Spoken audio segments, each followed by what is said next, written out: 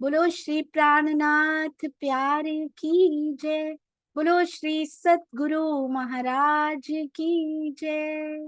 आइए सुंदर साथ जी, हमारी बहुत प्यारी सखी फाल्गुनी शाह जी, जो है ही फागुन का महीना वैसे ही इतना सुंदर होता है, और हमारे गुजरात सुंदर साथ में वो प्रेम वो सेवा देखने को मिलती है कि कोई पूछे कि आप कौन से ऊंची गरिमा वाले सुंदर साथ हैं। ऐसे हमारे सारे ही गुजरात सुंदर साथ के चरणों में कोटि कोटि प्रणाम। आइए उनसे पूछते हैं सुंदर साथ जी, हमारे क्या पता किसकी जर्नी, किसकी आत्मिक यात्रा उनसे मिलती जुलती हो।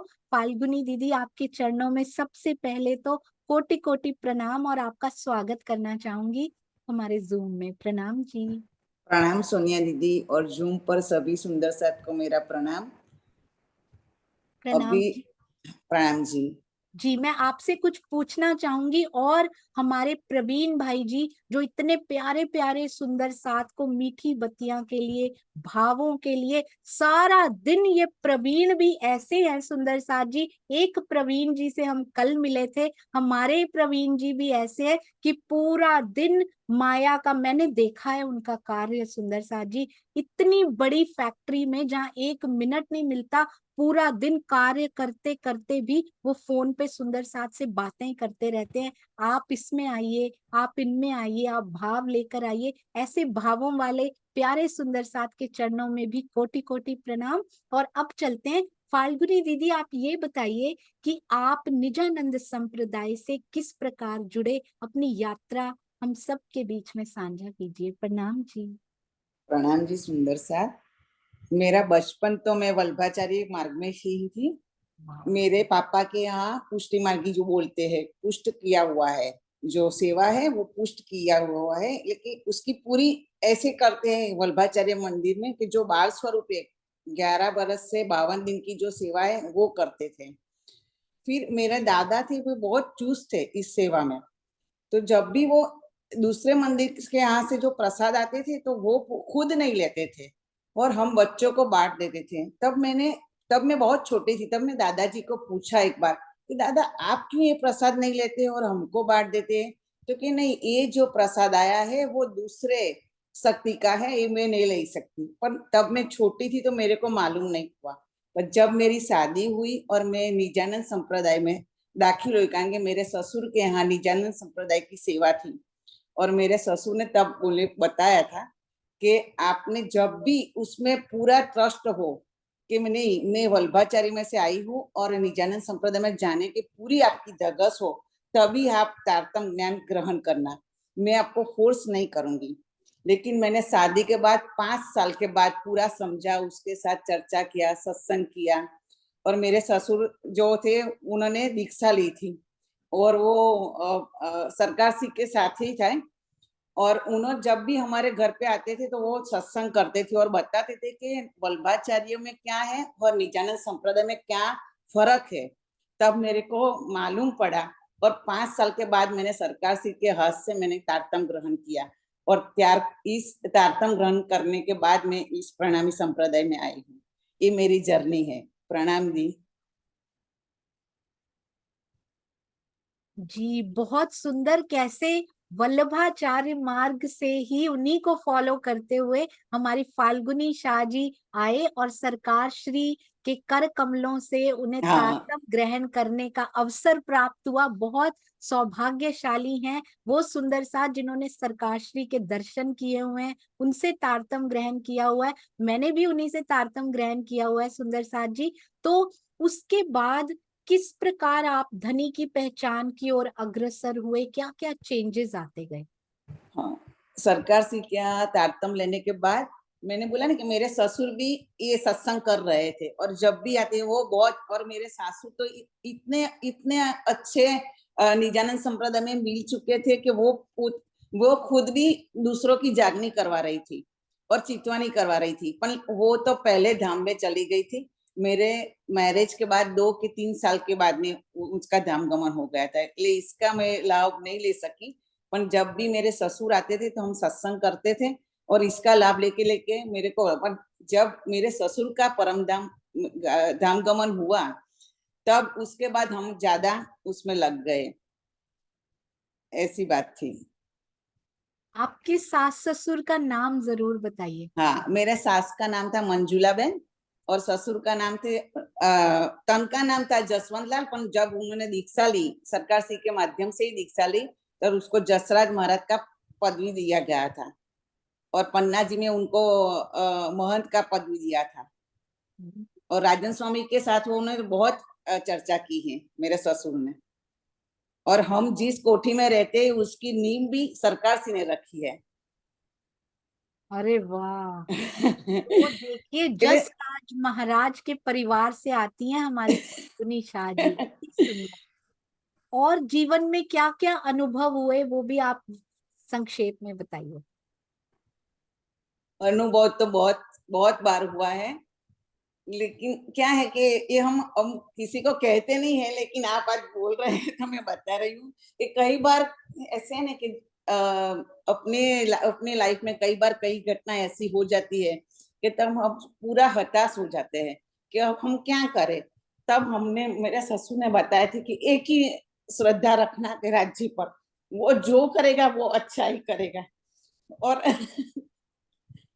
और एक बार मेरा बेटा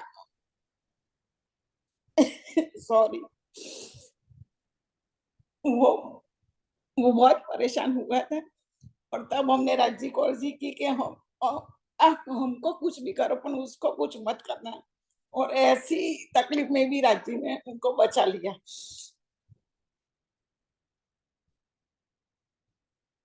राज्य पर हम पूरा श्रद्धा रखते हैं और मैं बच्चों को भी यही कहती हूँ कि जीवन में कभी भी कुछ भी हो जाए, राज्य से मत दूर होना, यही सीख देती हूँ।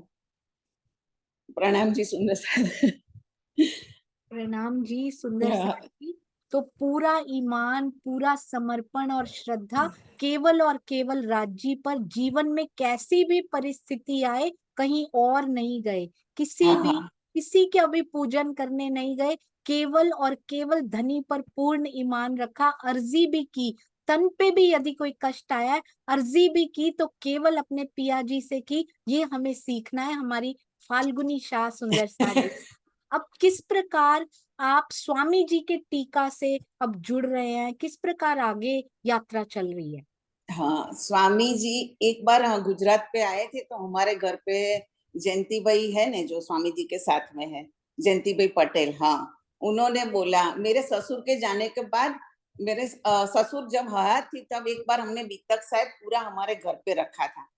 तो मेरे ससुर ने ऐसा ही हमको आशीर्वाद दिया था कि ये जो आपने धून लगाई है वो कभी बंद नहीं करना, उसको चालू रखना। एक ही वाक्य मेरे को याद है, वो आश्रम से आए, वो उत्कंठेश्वर महादेव आश्रम में रहते थे, वहां से बीतक के लिए हमने फोर्स किया था तो वो आए थे, 1 महीना हमारे घर पे रहे थे मेरे ससुर। तब उसने बोला कि ये जो तूने धनी जखाई है उसको बंद मत करना और सत्संग चालू रखना। और एक बार मेरे सपने में भी आया था कि मेरा जो ये घर है, मैं ऐसे मंदिर जैसा बनाऊं कि मेरे घर में ही सत्संग हो। और 3-4 साल तक मेरे ससुर धाम गमन के बाद 3-4 साल हमारे घर पे ही दर गुरुवार को, इतवार को सत्संग होता था और पारायण भाई हमारे यहाँ सत्संग करते हैं।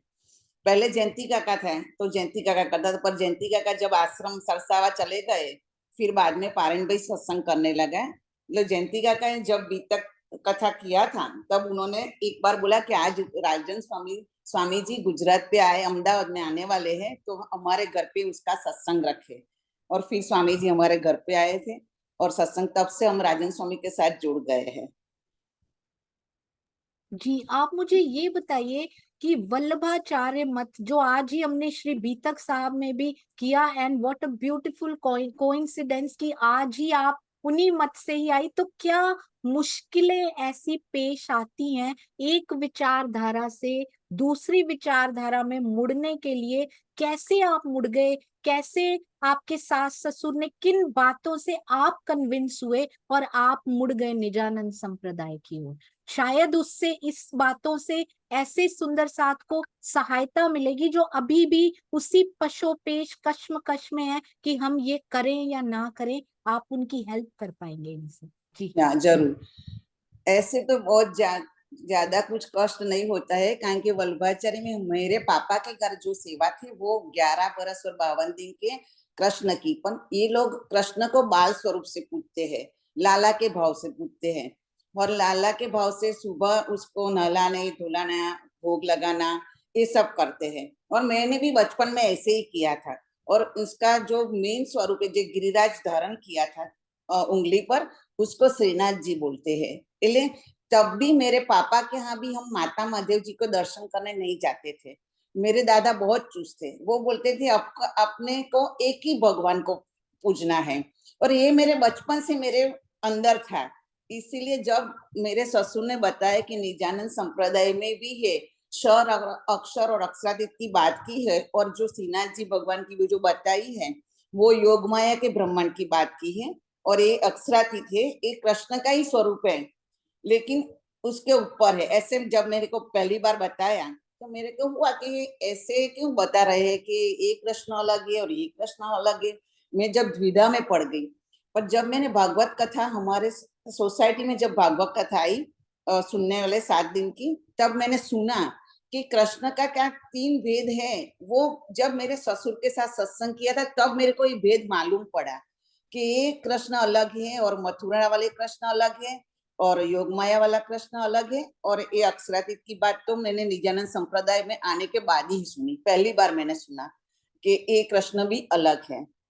इसीलिए इस तरह से मेरे को खबर मालूम पड़ा। फिर बाद में मैंने खुद ससुर को बताया कि नहीं, अब मैं निजानंद संप्रदाय की तारतम्य लेना चाहती हूँ।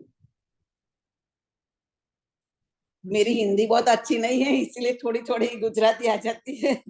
बहुत बहुत प्यारी हिंदी भी, बहुत प्यारी गुजराती भी, और हम सुंदर साथ को तो दोनों ही समझ में आते हैं, क्योंकि श्री मुखवाणी में ये दोनों ही भाषाएं बहुत ज्यादा आई हुई हैं। तो और आप तो बहुत अच्छी हिंदी बोल रहे हैं जी। तो इसका अर्थ फाल्गुनी दीदी, यदि श्री कृष्ण त्रिधा लीला इज द बेस फॉर, हाँ, यदि हम सुंदर साथ वल्लभाचार्य मत को या फिर राधा वल्लभी मार्ग को या फिर श्री कृष्ण जी को बहुत दिल से मानने वालों को अप्रोच करना चाहते हैं, मींस हिंदू धर्म में यदि अपनी बात को फैलाना चाहते हैं, तो हमें श्री कृष्ण त्रिधा लीला के भेद जरूर समझ में आने चाहिए। मुझे आपकी बात से ये बात समझ में आई जी।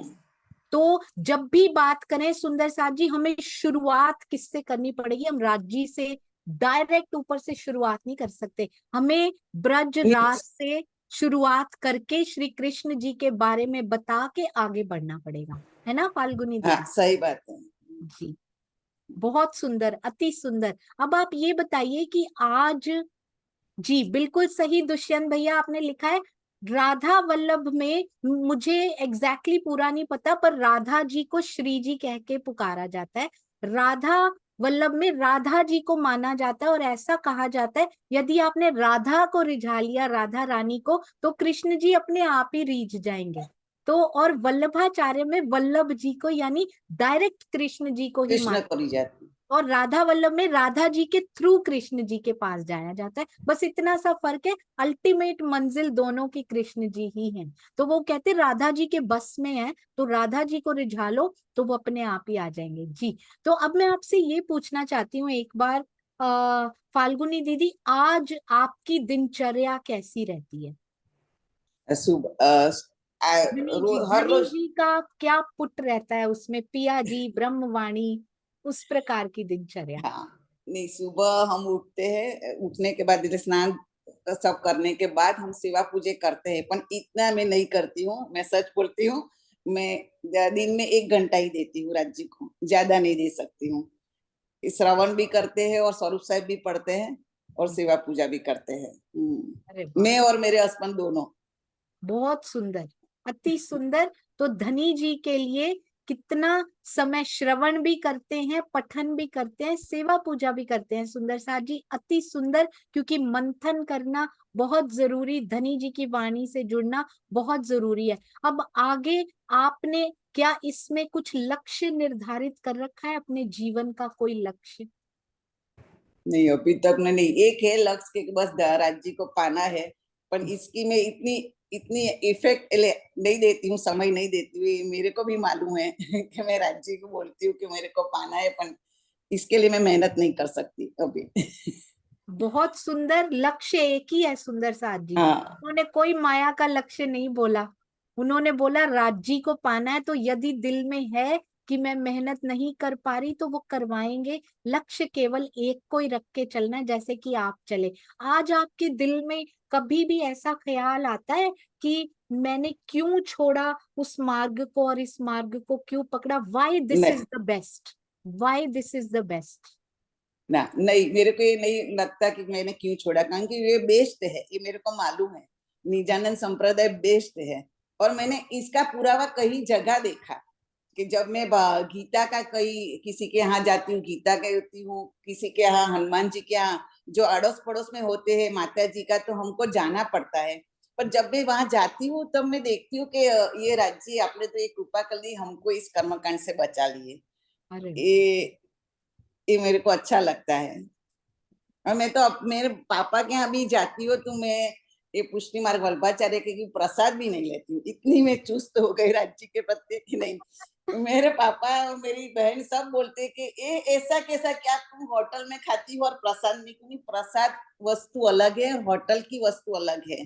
प्रसाद जिस भगवान को हम भोग लगाते हैं उसका जूठा हम खाते हैं। और होटल में तो एक सब नहीं है, कारण कि हम पति भाव से सेवा करते हैं और पति एक ही होता है। आपकी बात सुन के मुझे आज तक ये ख्याल दिल में कभी आया नहीं था। ये वही बात है, होटल में खाना और किसी और के पति का जूठा खाना। हाँ, अपने पति का जूठा तो हम खाएंगे, होटल में हम खा लेंगे, पर किसी के पति का जूठा एक पतिव्रता नहीं खाएगी। नहीं अति खाएगी। सुंदर।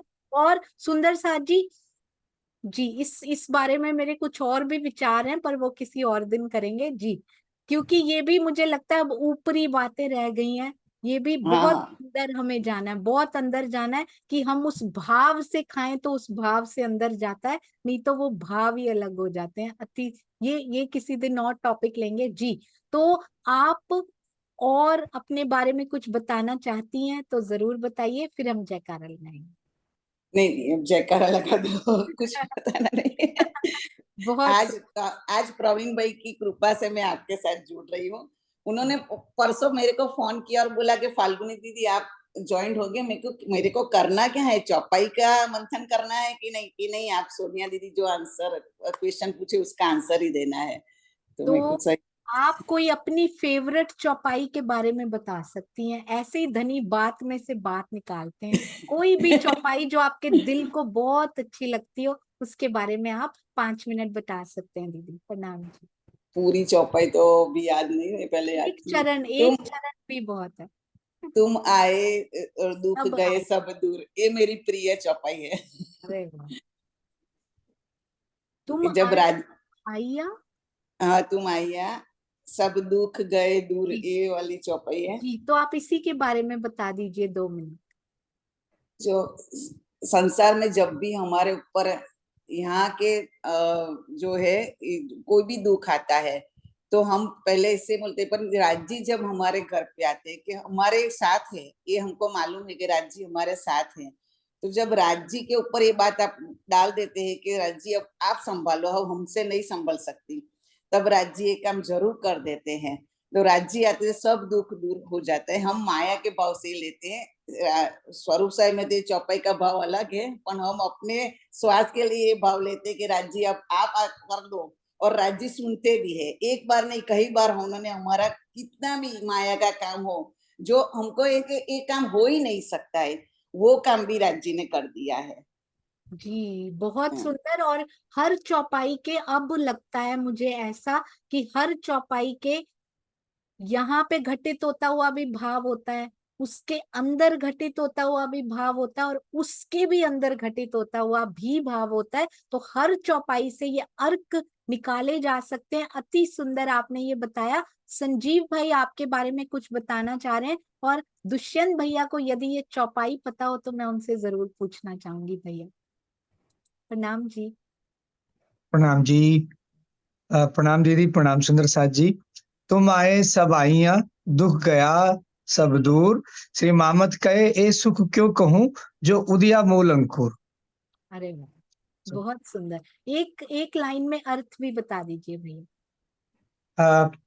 सुंदर साथ जी, मुझे जो मन में भाव आ रहा है कि जो राज्य से अपने संबंध की जब पहचान हो गई, जब हमें पता लग गया कि हम उनकी अर्धांगिनी हैं और उन्होंने अपने मुखारबिंद से जो वाणी में जो लज्जत दी है, जो सुख दिया है, तब हमें पता लगा, हे मेरे प्रियतम, आप अब मेरे हृदय में आ गए हो, तो तुम आए सब आइयां। अब दुनिया की मायावी सांसारिक नहीं, जो भी नेमत है परम धाम की, वो सारी मेरे हृदय में आ गई हैं।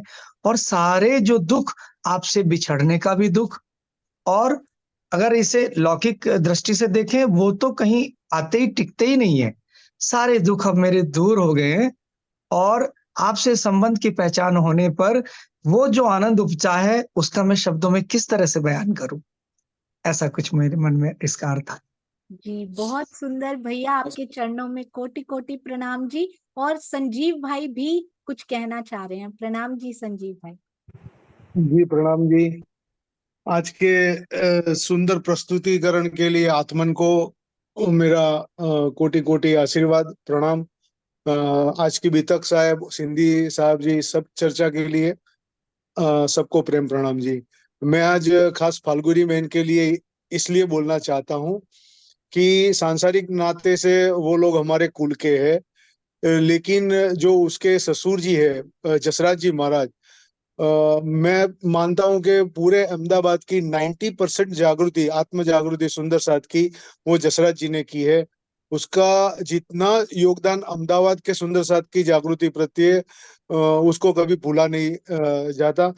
सिर्फ अहमदाबाद नहीं, पूरे गुजरात में उनकी जागृति की सुवास फैली हुई थी। उसने जो सबको ईमान सिखाया, राज्य के प्रत्ये कैसा भाव रखना है, वो सबको एक एक को जाकर उसका पूरा जीवन उसमें समर्पित किया है। फिर जसराज भाई की जो धर्मपत्नी थी, वो फाल्गुनी बहन की सास, उसने सबसे पहले अहमदाबाद में सबको चितवनी और चर्चनी सिखाते थे। वो जब मैं इतना छोटा था, भद्रेश भाई भी इतने छोटे थे, और वो जो ज्योत है भद्रेश भाई ने आज भी अपने हाथ से वो सेवा का कार्य चालू रखा है। इसके लिए मैं मेरे पूरे परिवार सहित भद्रेश भाई के प्रति इतना प्रेम भाव व्यक्त करता हूँ कि उसके लिए आभार प्रकट करता हूँ। और आज जूम के जरिए में मैं इसीलिए बोला कि उसकी सेवा का आंकलन किया जा सके। प्रेम प्रणाम जी। प्रणाम जी, बहुत बहुत धन्यवाद। इतना प्यारा परिवार की 80% जागनी उनके हाथों से धनी जी ने उनके हृदय में बैठकर अहमदाबाद में सुंदर साथ को इकट्ठा किया। ऐसी प्यारी रूहों के चरणों में कोटि कोटि प्रणाम जी। और फाल्गुनी शाह दीदी, आपके चरणों में भी हम सब प्रणाम की प्रणाम ओर से कोटान कोट प्रणाम जी। प्रणाम बोलो दीदी। श्री प्राणनाथ, प्यारे की जय। बोलो श्री सतगुरु महाराज, महाराज की जय। बोलो श्री पन्ना धाम, राम की जय। बोलो श्री सुंदर साथ की। की जय। प्रणाम जी सुंदर साथ प्रणाम जी। जी।